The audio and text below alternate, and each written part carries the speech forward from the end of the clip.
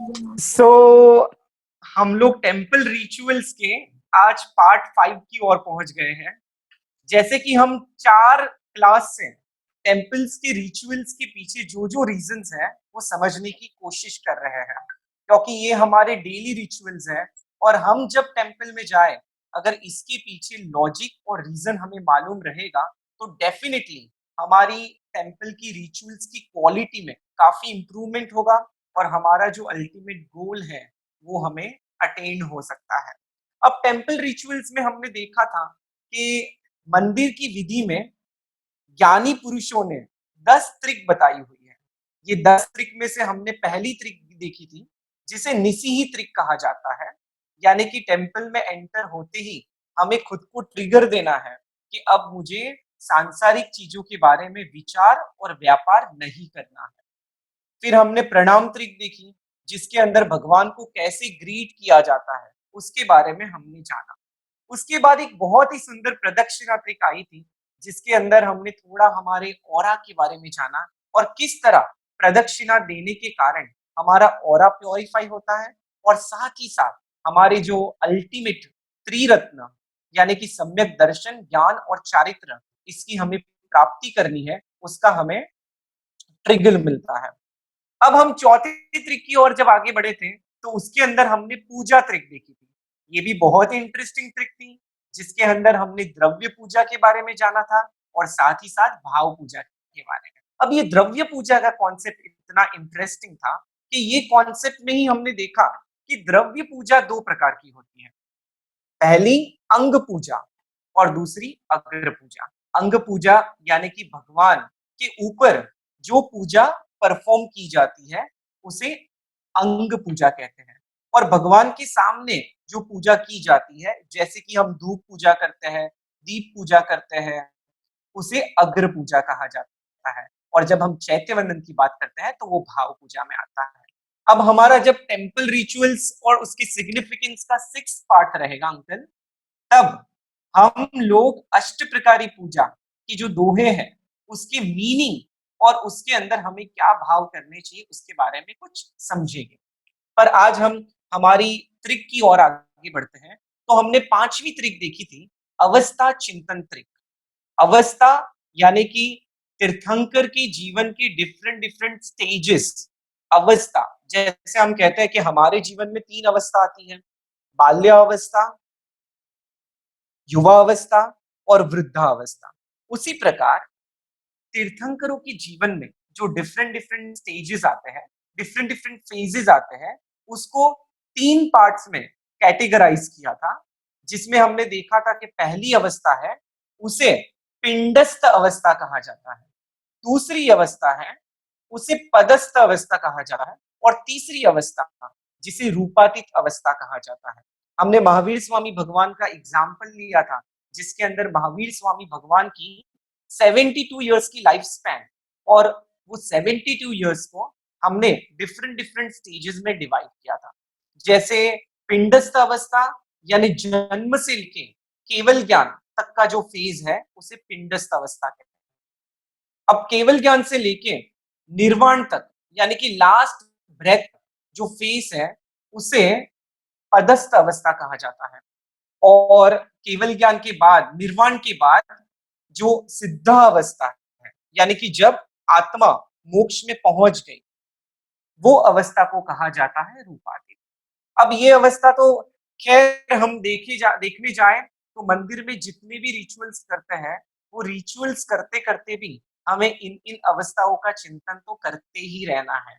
जैसे हमने previous class में देखा था, भगवान की बाल्य अवस्था देखी तो बाल्यावस्था से हमें बोध मिला कि भगवान को इतना नॉलेज होने के बावजूद भी वो कितने गंभीर थे, कितने पोलाइट थे। तो ये मैसेज हमने देखा और सोचा कि हमें भी जीवन में गंभीर होना है, पोलाइट होना है। फिर हमने देखा कि भगवान जब श्रमणा अवस्था में थे तो उनके ऊपर इतने सारे उपसर्ग आए, पर ये उपसर्ग में भी उन्होंने समता रखी। सो उसी प्रकार हमारे जीवन में कभी भी कोई भी प्रॉब्लम्स आए, कोई उपसर्ग आए, तो हमें जीवन में समता की प्रैक्टिस करनी है। ना ही उस प्रॉब्लम के लिए चिंतित होना है, पर प्रॉब्लम के सॉल्यूशन के लिए वर्क करना है। इसीलिए जैन धर्म ये भी कहता है कि जैन सिद्धांत की कर्म फिलॉसफी समझने के बाद व्यक्ति इतना समझ जाता है कि मुझे हमेशा सुख में सावधान रहना है और दुख में समाधान करना है। आप समझ ही गए होंगे, जब हम सुख में सावधान कहते हैं, यानी कि हमारे जीवन में सभी कभी भी कोई सुख आता है, तो वो सुख के पीछे कारण होते हैं हमारे कर्म। अब ये कर्म कब तक हमारे साथ रहेंगे, वी नेवर नो। कभी हमने बिजनेस में कुछ डिसीजन लिया और बहुत ज्यादा मुनाफा हुआ, उसमें भी उसमें भी सावधान रहिए, क्योंकि अभी कर्म के कारण इतना मुनाफा हुआ है, पर कर्म आगे कौन सी चाल चलेगा, वी नेवर नो। इसलिए कभी भी अगर शुभ कर्म का उदय जीवन में आए, तो ना ही हमारे शब्दों के अंदर परिवर्तन आना चाहिए, ना ही हमारे एटीट्यूड के अंदर परिवर्तन आना चाहिए, ना ही हमारा किसी के साथ व्यवहार के अंदर परिवर्तन आना चाहिए। हमें हमेशा सावधान रहना है, हमेशा अवेयर रहना है। मैंने एक बहुत सुंदर कहानी सुनी थी, मैं आप सबसे शेयर करना चाहूँगा।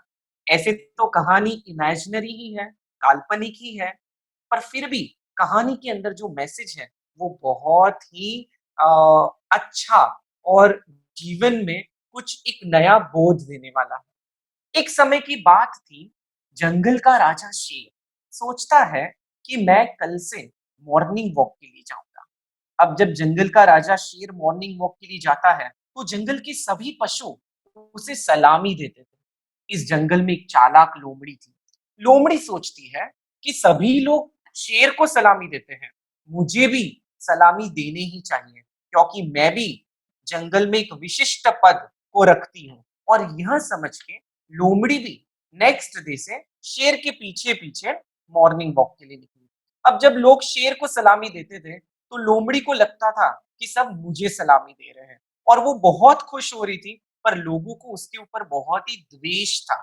पर आज तो शेर उसके साथ था, इसलिए लोगों ने उसे कुछ नहीं करा। पर जब एक दिन शेर बीमार हो गया, तब शेर मॉर्निंग वॉक के लिए नहीं निकला। लोमड़ी सोचती है भले ही शेर नहीं निकला, मैं जाऊंगी, और लोमड़ी अकेली गई। अब जब लोमड़ी अकेली थी, तो सभी प्राणियों ने जो लोमड़ी के ऊपर खुन्नस थी, गुस्सा था, वो लोमड़ी के ऊपर उतारा। देखो, ये कहानी का जो मोरल है वो बहुत ही सुंदर है, कि जब तक हमारे साथ पुण्य रूपी शेर होता है, पुण्य रूपी शेर, तब तक हमें सब लोग सलाम करते हैं, ठीक है? पर जैसे ही पुण्य रूपी शेर बाजू पे खस जाता है, वैसे कोई भी हमें पूछने नहीं आता।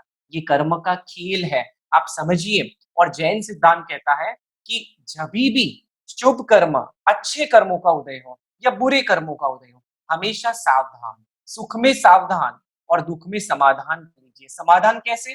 तो बिल्कुल चिंता नहीं करनी है। क्या सोचना है? कि मेरे जीवन में अभी जो कुछ दुख आया है, वो मेरे ही कोई कर्मों के कारण आया है। अब वो कर्म को चेंज करना मेरे हाथ में नहीं था, नहीं है, पर आगे क्या होगा, वो तो मेरे हाथ में है। तो आप भूतकाल में जो हुआ है, उसका रिजल्ट वर्तमान में मिल रहा है, और उसमें चिंतित होने की बजाय उसे समाधान करो और उसका सॉल्यूशन निकालो, और वर्तमान को ऐसा बनाओ कि जिससे हमारा फ्यूचर बेहतरीन बने। अब हम आगे की ट्रिक की ओर जाते हैं, जिसे कहते थे दिशा निरीक्षण वर्जन ट्रिक। यानी कि जभी भी हम मंदिर में जाते हैं, तो हमें 3 दिशाओं के निरीक्षण का वर्जन करना चाहिए। यानी कि जिस दिशा में भगवान है, उसी डायरेक्शन में हमारा फोकस होना चाहिए। बाकी की 3 दिशाओं में हमें नहीं देखना है, क्योंकि अगर हमने बाकी की 3 दिशाओं में देखना चालू किया, तो हमारे आजू-बाजू ऐसे बहुत सारे डिस्ट्रैक्शंस हैं, जो हमारे मन को विचलित कर सकते हैं, हमारे मन को अस्थिर कर सकते हैं, और हमें मन को फोकस करना है, एकाग्र बनाना है। तो हमें दिशा निरीक्षण वर्जन ट्रिक का पालन करना है। आप करके देखिए, आप खुद ब खुद महसूस करोगे कि मेरे भावों में कुछ वृद्धि हो रही है। अब हम आगे बढ़ते हैं, तो आगे की ट्रिक है आलंबन ट्रिक। आप सब लिख सकते हो आलंबन ट्रिक।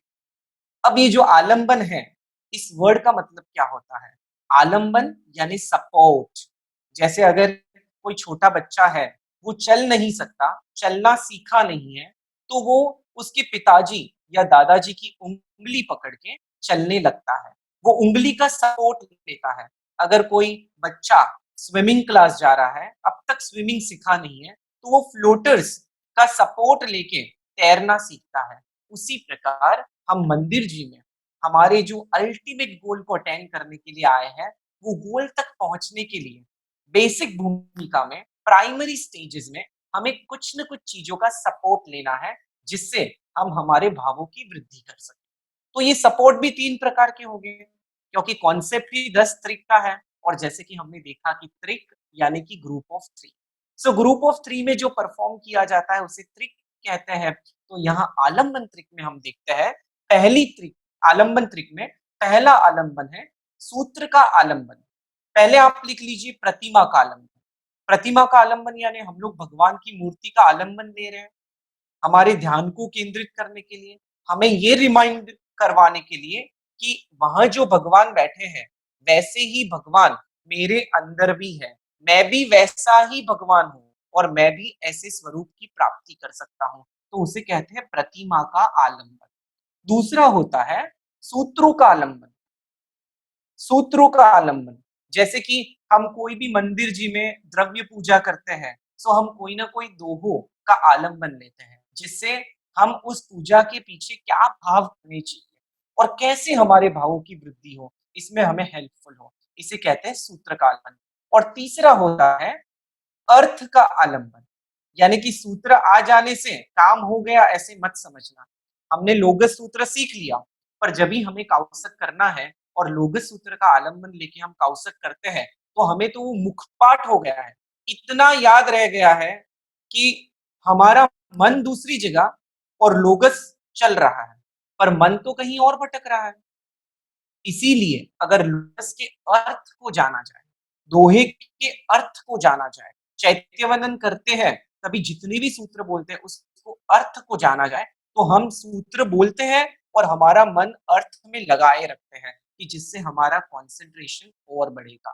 तो हम मंदिर जी में आलंबन त्रिक अपनाते हैं, जिसके अंदर प्रतिमा का आलंबन होता है, सूत्रों का आलंबन होता है और अर्थ का आलंबन होता है।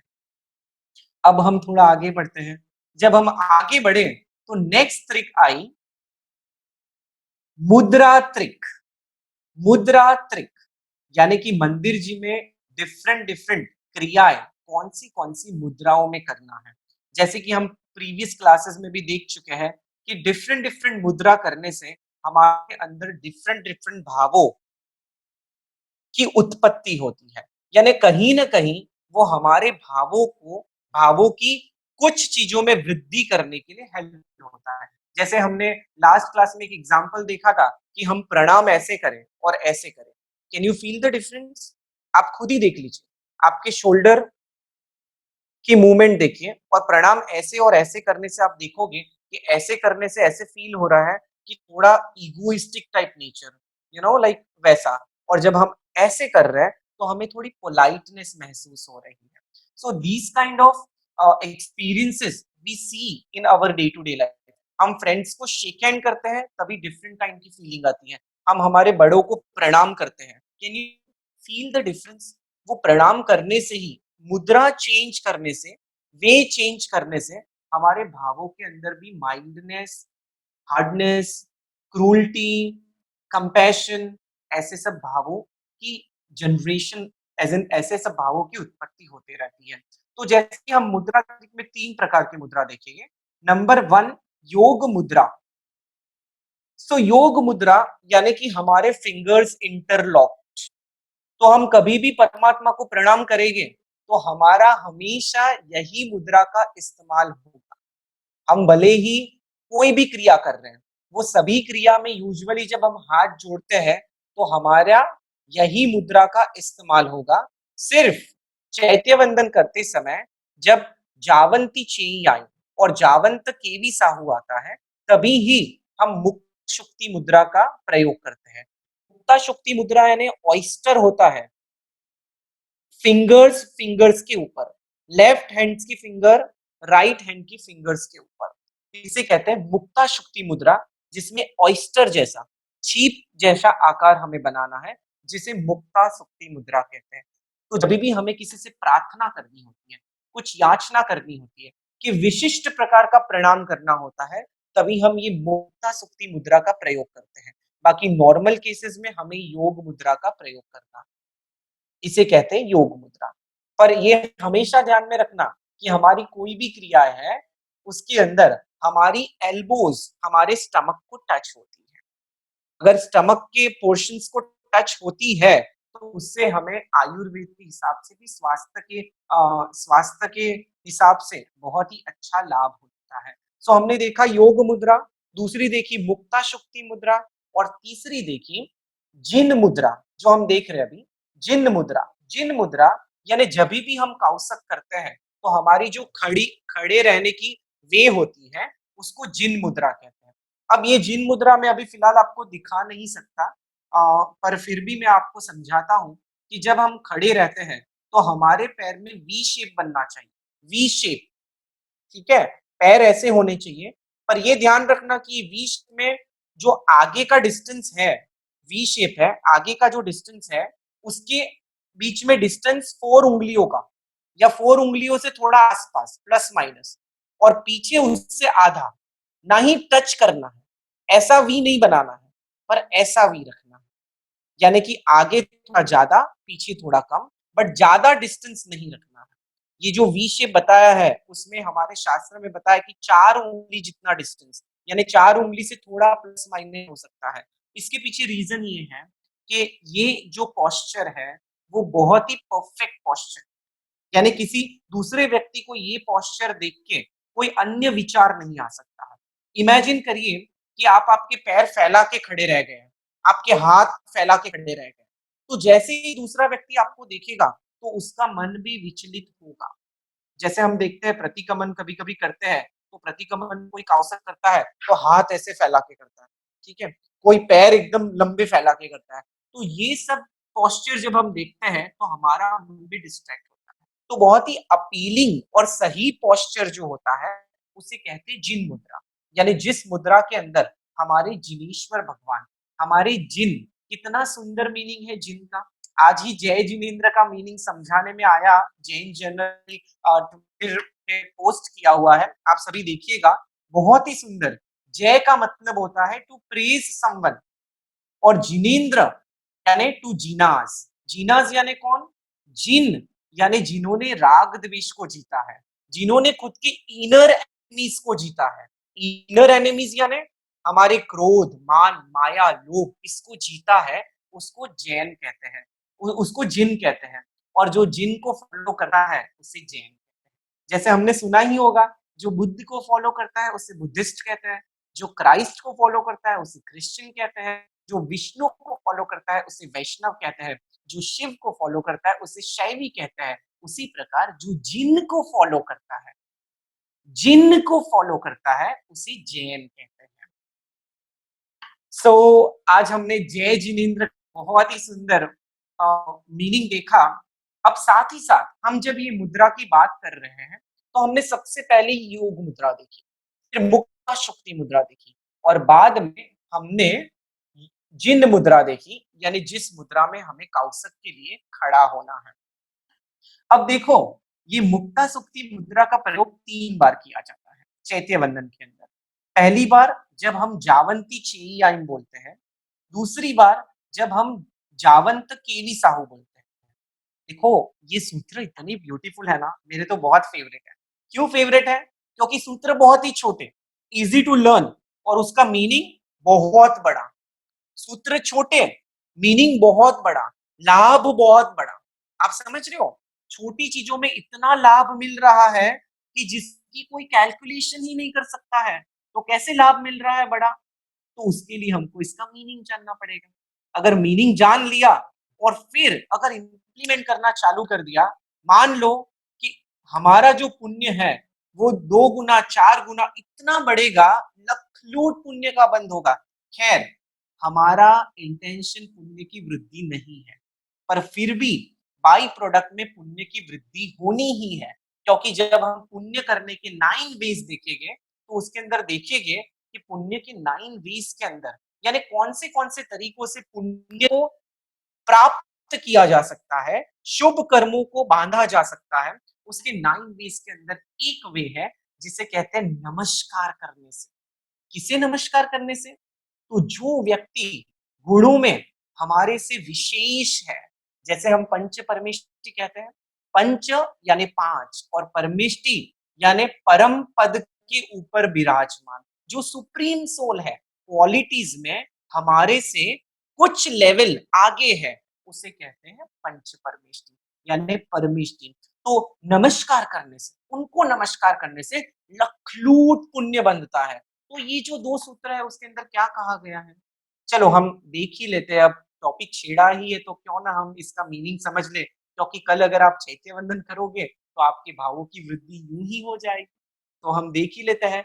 जब जावंती जावंती चेई आइन देख रहे हैं, जावंती चेई आइन यानी कि जावंती यानी जितने भी चैत्य, चेई आइन यानी चैत्य। तो हमारे जैन परिभाषा में चैत्य के दो मतलब होते हैं, एक प्रतिमा होती है और एक मंदिर होता है, यानी मूर्ति और मंदिर के लिए चैत्य शब्द का प्रयोग किया जाता है। तो अब हम यहाँ कह रहे जावंती चेई आइन, उड्डेय, अहेय, तिर्यलोय।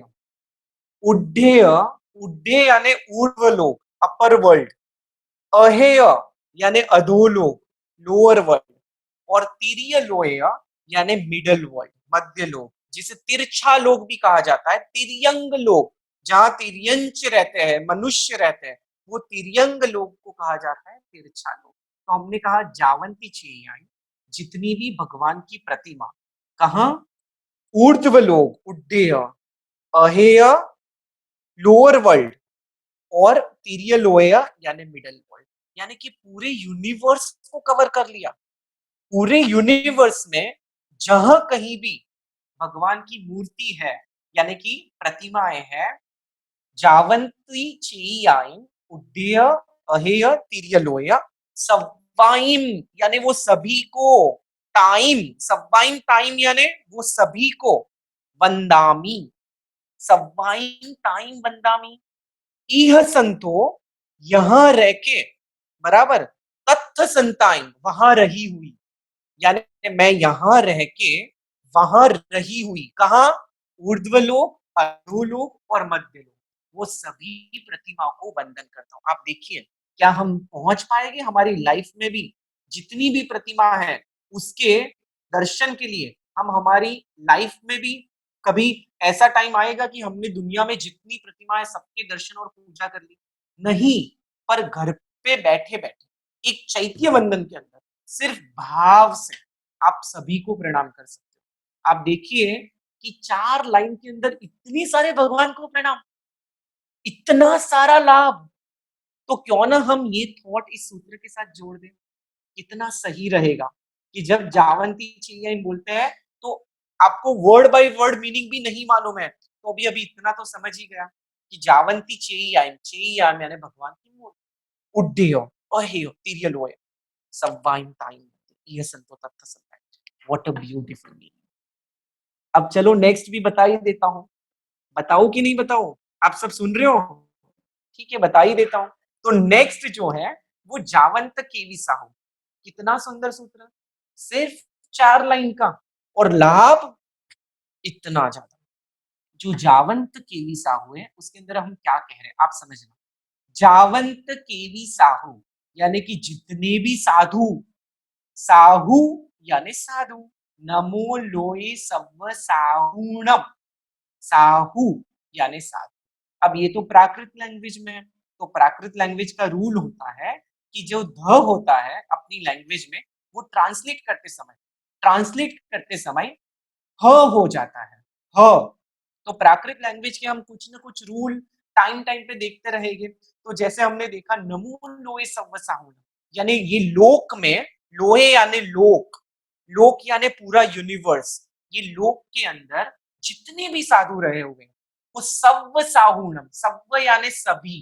देखो एक और रूल बता देता हूं प्राकृत लैंग्वेज का, जब हम सव्व, कम्म, ये सब वर्ड यूज करते हैं, तो जैसे हम हमारे डे टू डे लाइफ में वर्ड यूज करते हैं धर्म, कर्म, मर्म, तो कैसे होता है कि हमारी जो लैंग्वेज है इसके अंदर ये जो रेफ लगाते हैं तो बोलने में थोड़ा कष्ट होता है, कर्म, धर्म, मर्म, राइट। पर ये प्राकृत लैंग्वेज बहुत ही सिंपल लैंग्वेज है, हम जानते नहीं है इसलिए, तो ये रूल को कितना सिंप्लीफाई कर दिया, जिस लेटर के ऊपर रेफ होता है उसको डबल कर देना, कर्म को करना कम्म, धर्म को कर देना धम्म, धम्म वर चाउरंत चक्रवर्तीनम। तो धर्म, देखो थोड़े थोड़े रूल समझने जाओगे तो आपको मीनिंग थोड़ा थोड़ा खुद ब खुद समझ में आ जाएगा। सर्व पावपणासनो, सर्व, ठीक है, पावपणासनो बराबर, तो सर्व पापों का नाश।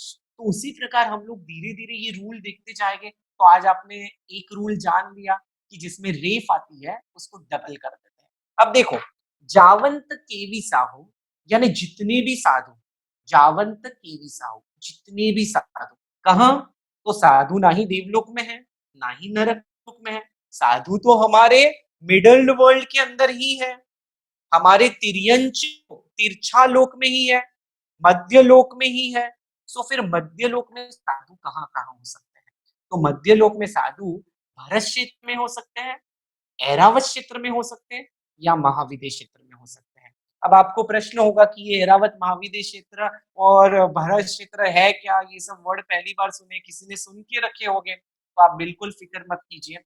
जब हम जैन जर्नल में आगे बढ़ते जाएंगे और जैन ज्योग्राफी का कोर्स आएगा तभी वो डिटेल में अच्छे से समझाने में आएगा। पर अभी इतना ध्यान दीजिए कि हमारे मिडिल वर्ल्ड में बहुत सारी डिफरेंट डिफरेंट ज्योग्राफिकल लोकेशंस है। तो उसके अंदर जैन धर्म के अनुसार भरत क्षेत्र, महाविद्य क्षेत्र और ऐरावत क्षेत्र है। अब ये क्षेत्र भी एक नहीं है, पांच पांच है, जिसे 15 कर्म भूमि कहते हैं। 15 कर्म भूमि जिसे कहते हैं, 5 भरत क्षेत्र, 5 ऐरावत क्षेत्र, 5 महाविद्य क्षेत्र, जिसे कहते हैं 15 कर्म भूमि। और ये कर्म भूमि के अंदर ही तीर्थंकर जन्म लेते हैं। अब जहां तीर्थंकर ने जन्म लिया वहीं तो तीर्थ की स्थापना होगी। तीर्थ की स्थापना यानी क्या? तीर्थंकर खुद की एफर्ट से सभी कर्म शेड ऑफ करेंगे, केवल ज्ञान की प्राप्ति करेंगे और ये दुनिया के पूरे स्वरूप को जानेंगे। और खुद के अंदर इतनी कंपैशन भरी हुई है, इतनी करुणा भरी हुई है कि ये जगत जैसा है वैसा उन्होंने लोगों को बताया। अब जो लोगों ने ये जगत का पूरा स्वरूप जान लिया और ये जगत का फंक्शनिंग जान लिया, वो सोच रहे हैं कि अब हमें भी ये सुख और दुख की जो साइकिल चल रही है उसमें से बाहर निकलना है और परमानेंट की ओर जाना है। अब परमानेंट सुख की जब बात आती है तो काफी लोगों ने दीक्षा ली, क्योंकि सभी कर्म शेड ऑफ करना है। और जो दीक्षा नहीं ले सके उन्होंने श्रावक और श्राविका के व्रत अंगीकार किए। इस प्रकार चतुर्विद संघ की स्थापना हो गई, जिसे कहते हैं फोर फोल्ड कम्युनिटी। तो तीर्थंकर यानी जो चतुर्विद संघ की स्थापना करता है, और जहां चतुर्विद संघ रहेगा, तीर्थ की स्थापना हुई रहेगी, वहीं तो साधु रहेंगे। तो साधु कहाँ कहाँ रह सकते हैं? या तो भरत क्षेत्र में, या तो ऐरावत क्षेत्र में, या तो महाविद्य क्षेत्र में। क्योंकि ये तीन क्षेत्र जो कि पांच पांच है, ये 15 क्षेत्र में ही तीर्थंकर हो सकते हैं। तो साधु भी इन्हीं क्षेत्र में हो सकते हैं। इसीलिए मेंशन किया, जावंत केवी साहू भरहे रवय महाविदेहे। भरहे यानी भरते, भरत क्षेत्र, भरहे रवय, रवय ऐरावत, ऐरवय, भरहैरवय बराबर। भरत क्षेत्र, ऐरावत क्षेत्र, महाविदेहेय, महाविदेह क्षेत्र, सवाइम ताइम वंदे, नहीं, सव्वेसिम तेसिम पणो, सव्वेसिम तेसिम, वो सभी को मैं प्रणाम करता हूं। पणओ यानी प्रणाम, प्रणिपात, नमस्कार। सव्वेसिम तेसिम पणओ, तो कैसे प्रणाम करता हूं? किविहेण दंड वीरियाणम, यानी कि 3 प्रकार से। कौन से 3 प्रकार से? मन, वचन और काया से उनको प्रणाम करता हूं। काया से प्रणाम किया, मन से भाव नमस्कार किया और वचन के द्वारा बोल के प्रणाम किया। आप समझ रहे हो? तो मन वचन काया को काया से आपने दुनिया में जितने साधु है उसको नमस्कार किया। आप समझ रहे हो इसका लाभ? जब नवकार मंत्र में हम 5 पद बोलते हैं, पंच परमेष्टि को नमस्कार करते हैं, तो उसी प्रकार ये 2 सूत्र बोल के दुनिया में जितने भगवान की मूर्ति, भगवान है, जितने साधु है, सबको नमस्कार हो गया। है ना अद्भुत लाभ? तो कल से ये सूत्र जब भी रिसाइट, तो इसका मीनिंग दोहराना, इसके मीनिंग का चिंतन करना, और एक्चुअली ये सूत्र बहुत ही स्लो बोलना, आंखें बंद करके, और वो भाव के साथ इमेजिन करना कि दुनिया में जितने भी साधु है उन सबको मैं नमस्कार करता हूँ, क्योंकि साधु की लाइफ़स्टाइल ही इतनी ब्यूटीफुल है कि इसकी अनुमोदना करने की इच्छा ही हो जाए। साधु जीवन यानी कैसा? तो मेरे कारण किसी भी जीव को दुःख नहीं हो, वैसा मेरा जीवन में बना हो, उसे साधु कहते हैं। अब देखिए कि खुद का जीवन ऐसे जी रहे हैं कि मेरे कारण किसी को प्रतिकूलता नहीं हो, मैं सबको अनुकूल होके जीऊँ और उसमें छोटे से छोटे जीव की चिंता, छोटे से छोटे जीव के लिए इतना केयर, इतना कंसर्न, इतनी कंपैशन। तो ऐसे साधु को नमस्कार करें, उनकी अनुमोदना करें, तो कितना लाभ होगा। In a way we are appreciating what they are doing. और एक रीत से हम कहते भी है, करण करावण अनुमोदन, सरखो फल निपजावे, समान फल निपजावे। तो जो व्यक्ति इतनी बारीकाई से जीवन में अहिंसा का पालन कर रहे हैं, उसकी हम नमस्कार करके अनुमोदना कर रहे हैं। तो फिर क्यों हम नहीं पाएंगे पुण्य? क्या इससे हमको लखलूट लाभ नहीं होगा, बल्कि आत्मा में ऐसे संस्कार पड़ेंगे कि आत्मा कहीं भी बहुभ्रमण में जाए तो कभी भी साधु, कभी भी परमात्मा का नाम सुनते ही उनके तरफ उसको एक आकर्षण होगा, सहज ही उनके पास जाने की, उनके मुख से धर्म श्रवण करने की इच्छा होगी। और अगर ऐसे संस्कार आत्मा में गिर गए तो जैसे जैसे वो धर्म के नजदीक, धर्म के श्रवण के नजदीक जाएगा, वैसे वैसे उसके कल्याण को कोई रोक नहीं सकता। तो आप सभी से मेरी विनती है कि ये 2 सूत्र की इतनी ब्यूटीफुल मीनिंग, घर पे किताब खोलिए, अगर अर्थ की किताबें खोलिए, आप एक बार रीड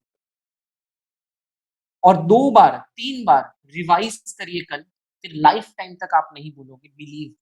ठीक है? सो ये आपका होमवर्क है और आपको आज ही करना है। और इनफैक्ट आज नहीं कर पाओ तो कल तो प्लीज़, प्लीज़ कर लेना। नो एक्सक्यूज़ेज़ एट ऑल, ठीक है? ये बहुत ही सिंपल सिंपल टेक्नीक और इतनी छोटी-छोटी वे है, जिससे बड़े-बड़े लाभ हो सकते हैं। तो फिर हम तो सब बनिए है ना, इतना बड़ा मुनाफ़ा कैसे चुका जाए, ठीक है? सो ये ध्यान में रखना और इसको मन में, हृदय में और आत्मा में इसके अर्थ को स्थिर कर देना। अब हम मंदिर जी की 10 ट्रिक की ओर आगे बढ़ते हैं। तो हम अंतिम ट्रिक की ओर पहुँच रहे हैं, जिसे कहते हैं प्रणिधान ट्रिक। प्रणिधान यानी संकल्प, ठीक है? संकल्प, डिटर्मिनेशन किसका? तो हम प्रणिधान करते हैं कि मैं मंदिर जी में मेरे मन, वचन और काया को एकाग्र रखूंगा, एकाग्र रखूंगा। देखो कितने डिटर्मिनेशन के साथ हमको ये प्रणिधान को याद करना है कि जिससे हम लोग हमेशा एकाग्र रहने की कोशिश करें। देखो हमारी अवेयरनेस है ना, हम जहां लेके जाना चाहे वहां जा सकती है। अभी मैं आपको एक डेमो दे दूं, मैं बोलूं सब लोग आंखें बंद करो और आंखें बंद करके याद करो आपने लास्ट शादी कौन-सी अटेंड की थी? आपको याद आ जाएगा, आपकी अवेयरनेस वहाँ पहुँच जाएगी, ठीक है? मैं आपको पूछूँ कि दूल्हा-दुल्हन कैसे दिख रहे थे? आपकी अवेयरनेस वहाँ पहुँच जाएगी। मैं पूछूँ कि लास्ट आप घूमने कब गए थे और कहाँ गए थे? आँखें बंद करो, आपकी अवेयरनेस वहाँ पहुँच जाएगी और तभी आपको दूसरा कुछ याद नहीं आएगा। पर यहाँ हम लोग हमारी अवेयरनेस भगवान के साथ जोड़ने की ट्राई नहीं करते। इसीलिए तो दुनिया याद आती है और इतने सारे लोग याद आते हैं। तो अभी एक डिटर्मिनेशन के साथ जाइए कि नहीं, मैं 10 मिनट जा रहा हूँ, तो मुझे मेरा टाइम क्वालिटी से यूज़ करना ही है। Why should I waste? ऐसे भी मैं 15 मिनट दे रहा हूँ, 25 मिनट दे रहा हूँ, 30 मिनट दे रहा हूँ। अगर मैं क्वालिटी वाला दूँगा, तो मुझे कितना लाभ होगा? मुझे मैकेनिकल नहीं बनना।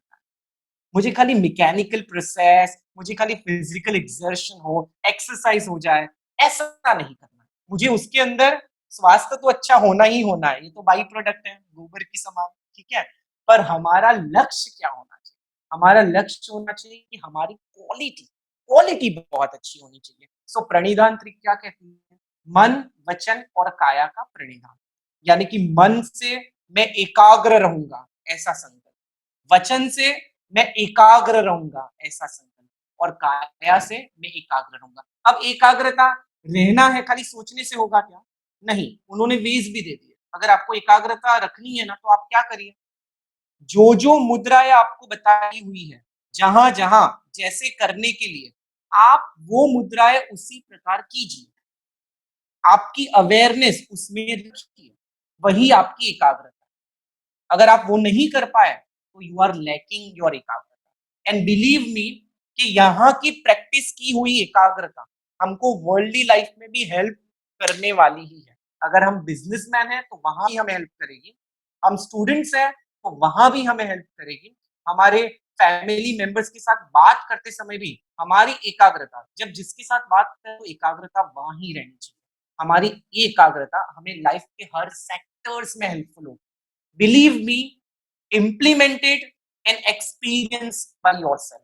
ठीक है, आप खाली सुनो पढ़ो उसके ऊपर मत जाओ, आप खुद अनुभव करो, और अनुभव जब आपको होगा तो आपकी श्रद्धा खुद ब खुद और बढ़ेगी और बढ़ेगी, और हम स्पिरिचुअली और आगे बढ़ेंगे और आगे बढ़ेंगे।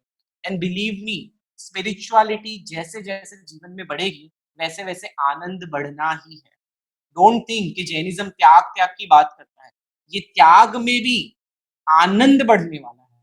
So don't think that way negative. ठीक है, आपको धीरे धीरे समझ में आएगा कि आपका माइंड का स्टेट ही ऐसा हो जाए कि हर सिचुएशन में you are happy. That's good, no? Yes. So हमारी बात चल रही थी प्रणिधान त्रिक, यानी कि मन वचन और काया की एकाग्रता। तो हम मन से पहले तो हमने काया से देखा, जो मुद्रा है, जो क्रिया है, जिस प्रकार बताई गई है उसी प्रकार करना, बिल्कुल भी आशातना ना हो जाए, बिल्कुल भी चूक ना हो जाए, उसे कहते हैं एकाग्र। इसीलिए तो हम कहते हैं कि ऐसा करोगे तो आशातना होगी। ये तो इसके अंदर लाभ है हमको, इसलिए कि अगर आप परफेक्ट करना सीखोगे यानी आप एकाग्र बन रहे, so you are getting benefited by yourself. वचन की एकाग्रता, जो चीजें जहां जहां बोलने के लिए कही है तो वहां वहां आप वो चीज का प्रयोग करो वचन से। ठीक है, यानी कि वो सूत्र का आलंबन या दोहे का आलंबन, श्लोक का आलंबन, उससे अपनी वचन की एकाग्रता बढ़ती है, और उसकी मीनिंग को जान के उसके अंदर मन परोए रखने का। अब जल पूजा की जल पूजा जुगति करो, मेलो अनादि विनाश, जल पूजा फल मूल्य जो, मांगो इन प्रभु मान, तो खाली बोल देने का। ठीक है, पर मीनिंग इल है, कुछ समझ में नहीं आया। ठीक है, तो क्या लाभ हुआ? आपको उसके अंदर से एसेंस लेना है, आपने खाली मैकेनिकल प्रोसेस कर लिया। ठीक है, उससे कुछ नहीं होता। उससे लाभ होगा कि आप शुभ प्रवृत्ति में हो, पर जितना होना चाहिए उतना नहीं होगा। तो आप कुछ भी चीजें बोलो, उसके अर्थ को जानो और खुद के मन को अर्थ के अंदर एकाग्र करो। अर्थ के अंदर एकाग्र किया तो हमारा काम हो गया। हाँ, मुक्ता शुक्ति मुद्रा में जो थर्ड सूत्र आता है, इन्होंने बहुत ही अच्छा, इतना कॉन्सेंट्रेशन, हाँ बोल सकते हैं कि प्रणिधान हो रहा है कहीं ना कहीं। जब मुक्ता शुक्ति मुद्रा में मैंने बोला कि 3 सूत्र में करा जाता है, तो पहला जावंती चाहिए, जावंत केवी साहू।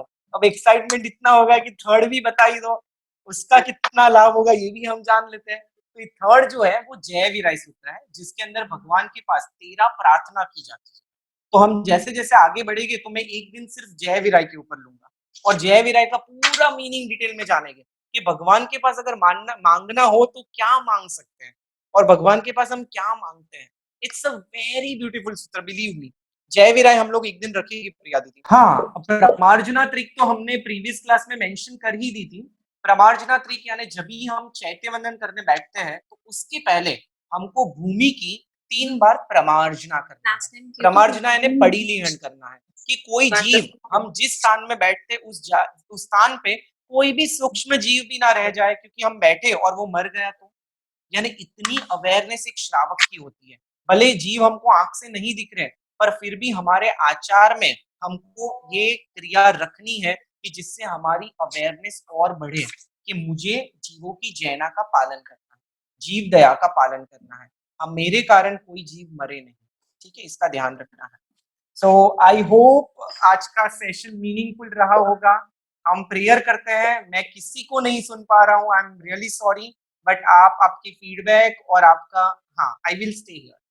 आप बोल सकते हो रमेश अंकल, पर I can not hear anything. ठीक है, No, I just wanted to tell everybody आज का सेशन बहुत ही अच्छा रहा है। एज यूजुअल नील भाई तो अपने स्टार प्रवक्ता है, और नील भाई ने जो मुद्रा की बात कही, मैं कहना चाहता हूँ कि कहीं ना कहीं मुद्रा अपने मिलिट्री में भी आई हुई है। जैसे कि आर्मी, नेवी और एयरफोर्स अलग अलग टाइप से सैल्यूट करता है। जैसे आर्मी का सैल्यूट ऐसा होता है, एयरफोर्स का, नेवी का ऐसा होता है, और एयरफोर्स का ऐसा होता है। तो आई एम श्योर ये मुद्रा कहीं से कहीं अपने रिलीजियस से आई हुई है। और मैं आप सब लोगों को रिक्वेस्ट करना चाहता हूँ कि कल की जो क्लास है वो, I am so excited that Jitendra B. Shah. Jitendra Babulal Shah, who has accepted our invitation. I'm telling you, it's a highly privileged to listen to him. He's one of the rarest scholar who has done PhD, and he has gone on an invitation to all over the world, and he has done enough research papers, and he's coming to us in this time when we have all the time. Please tell your family and friends to listen to him. The topic he has recommended, and probably we're discussing, one is recommending on the COVID, and there is another topic also. Probably tomorrow we will finalize the topic, and I'll also brief him about his profile.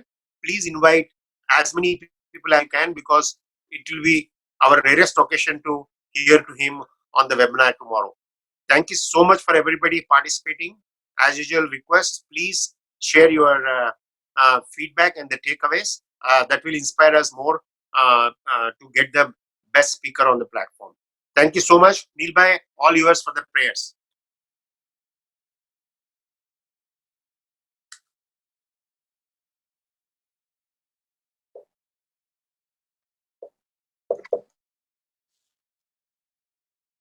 Mute की दो.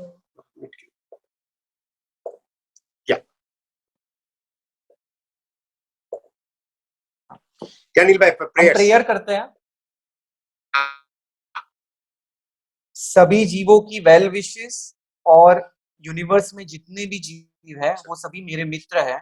मैंने उनके साथ कभी भी कोई भी द्वेष या वैर मेरे पास्ट लाइफ में, ये लाइफ में किया हो तो सभी का मैं माफी चाहता हूँ, मिच्छामि दुक्कडम करता हूँ. अणु परमाणु शिव बनी जाओ, अख्खा विश्वनु मंगल थाओ, सर्वे जीवो मोक्षे जाओ.